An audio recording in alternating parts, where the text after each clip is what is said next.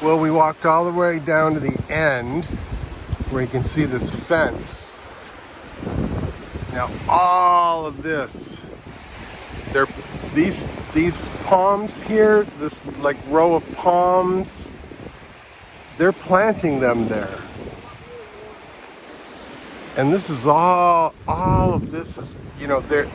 When we were taking the cab ride, or the shuttle ride from the airport to the resort, which is about a 45-minute drive, we talked to the driver because they know the area. So we'll always have conversations with the cab drivers, shuttle drivers, etc., because these people are in the know about the area. And he said that the big developers have bought up everything on Quoc Island that has the potential of being a beach resort. They have also bought everything that is near the mountainous areas of the island. It's a pretty big island, and it would take months to explore it all. They bought all the special view locations, potential locations. So he said the only land available here in Quoc is within the neighborhood areas. Now there's still good land here to buy, and it's going for a reasonable price of about $4 million a meter. And you can get some land that's kind of sort of out in the boonies here on the island. But if you live on Quoc Island, you buy a land and you build a house here, you're stuck here.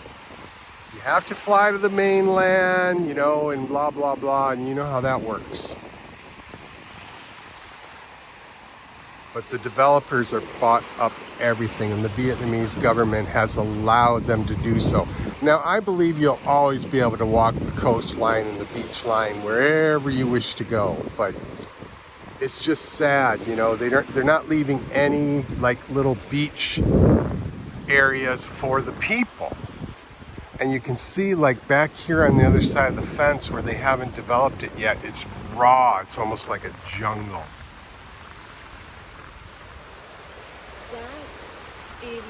Tourist area before. Yeah, it's an old tourist area.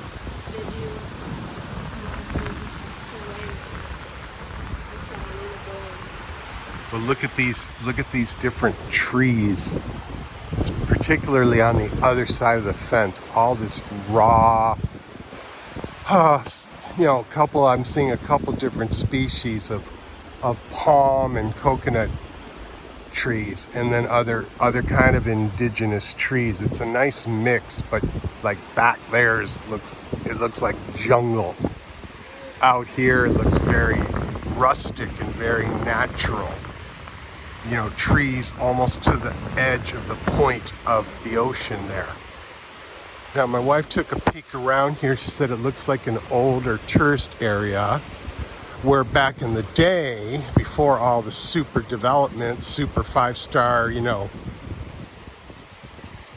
multi-billion-dollar resorts, 30 years ago, 40 years ago, you had these rustic resorts where you could rent a little bungalow or a little room and enjoy the beach in a far less developed way. And this is what we're looking at here.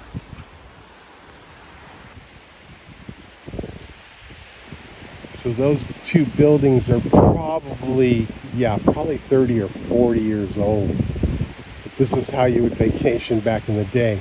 Some little tables and chairs here right on the ocean. Looks like a little covered area there where maybe you could have a picnic or barbecue or grill up some fish. And another little seating area there. Maybe you could have a little campfire. Back here are still some people living or renting a little bungalow back here. There's a little boy over there and some other structures. But yeah, this is like up and then up into the little hillside there, raw and untamed. A lot of people complain they're developing the shit out of the area, and that is to a degree true. But as a Westerner, the way I see it, in my lifelong 60 plus year experience as regards Vietnam, would I like to see this area here destroyed? No, it's too awesome. Look at this tree growing right out of the side of the rocks there. But on the one hand, if they develop the area, it's clean and modernized, whereas opposed to like down the resort, you can see the hotel that we're staying. And every morning, the ladies come out, they clean all the wood and debris off of the beach. They imported this beautiful amber-colored powdered sand. And when they develop it, they clean it. And when they don't develop it, the Vietnamese people, you know, it's not like they get together from the villages or from the area and say, oh, yeah, we need to come out here and start picking up all this plastic and debris. That doesn't happen, unfortunately. Now, I'm not really going to put them to blame to too large of a degree because this is a large sea. And you get debris coming in from everywhere. And that's in America and anywhere there's an ocean or a beach now. Plastic waste is a big deal. You know, you're getting stuff washing ashore here from fucking Japan, Thailand, China, Taiwan, cargo ships, etc., etc.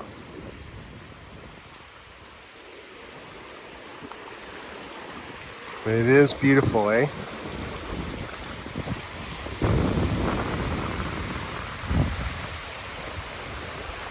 And that's like this is like a picture of history right here. Those structures are very old. Those windows and doors are like from a bygone era.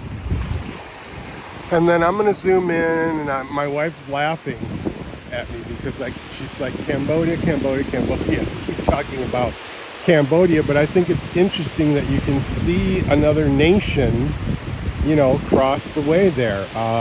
Cook Island, if you go to the northernmost point, and we will do so later this week, we'll go to a place called Starfish Beach, where they have the starfish that just rest along the little shallow areas here.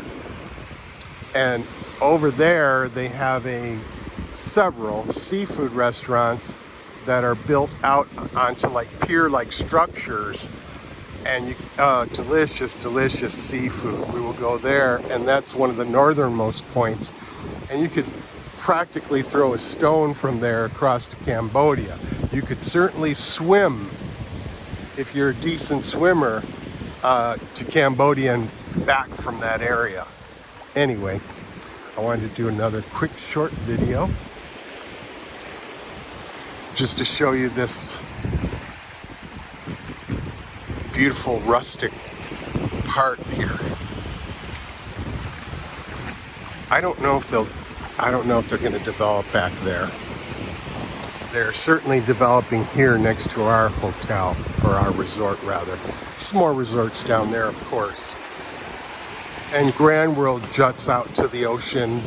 Vin Pearl, which is one of the huge developers out here, they own multiple luxury properties. They're the ones that financed and built Grand World, which I will do a video of tonight. We're heading out there tonight at about 5 p.m. and we'll shuttle out there, and then they'll shuttle us back around 10. But it'll be all lit up, and it's just like a just ridiculous. We'll see that tonight. But that Vin Pearl, they built this Grand World resort they have a resort, and then this Grand World, which you'll see, it's hard to describe. It's just a recreation of, massive recreation of like the old English style, Italian style avenues. Hard to describe. But there used to be an old 2-lane road which ran all the way north to south in Quoc. And then Pearl is paying to have a massive 4-lane road put in to make the tourist bus and everything easier to get, because they're far north. 50-minute drive from the airport to get here. 45 to 50-minute drive from the airport to get to the southernmost part of the island. So we'll see the Grand World tonight, and that's just going to be eye-popping.